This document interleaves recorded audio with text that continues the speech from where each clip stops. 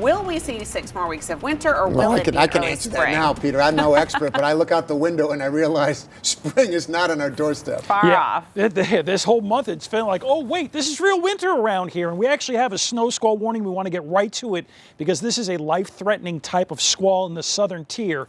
We were first to actually talk about this about 15 minutes before the warning was even issued by the National Weather Service. I tweeted about it, and you can see these are the towns that actually had that snow squall warning, and let's zoom in where that snow squall is. Granted, this is the very far southern port of our viewing area, but just a few minutes ago it was right over Ithaca, Dryden, and Cortland and Marathon. Now the heaviest snow is just to the south. This is causing some big-time issues. Near zero visibility right now between Marathon and Lisle, Route 79 from Ithaca to Lisle and to Whitney Point, and then 206 to Greene and Shenango Forks has got to be a mess right now. So the far southern tier, if you don't have to drive over the next 30 to 40 minutes, I would avoid it.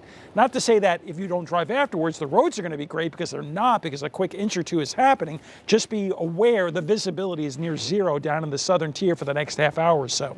Now, everybody's been windy.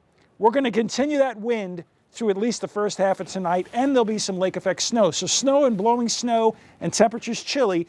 Not that we've got a tremendous amount of additional snow to go, but it is going to cause routes to be impacted. So if you're traveling, it's not impossible to travel, but it will be impacted. We finally get a brief break. First off, the wind is way lower tomorrow. And after some morning flurries or light snow showers, the afternoon and Thursday night, and even early Friday morning, it's quiet, not much wind. And then we've got some more topsy-turvy territory ahead where temperatures are up and down. We've got some rain, some snow, some sun. It's all over the place.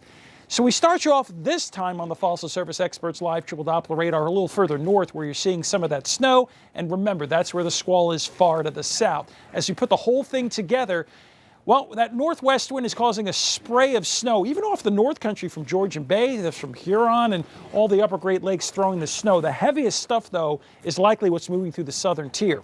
Still a spray of flurries and snow showers with some thin, heavier squalls trying to develop, but by the time they're trying to do that, the air is drying out. That's why I don't think there'll be a ton of additional accumulation. And remember, after a windy first half of the night, the winds will diminish. I want to go hour by hour in the next weathercast about those wind speeds. Overall, there's only some limited breaks of sun tomorrow, but finally, some temporary clearing comes our way. How much new snow are we going to get from right now through tomorrow morning? I bet you most spots should get an inch or two. That's the light blue.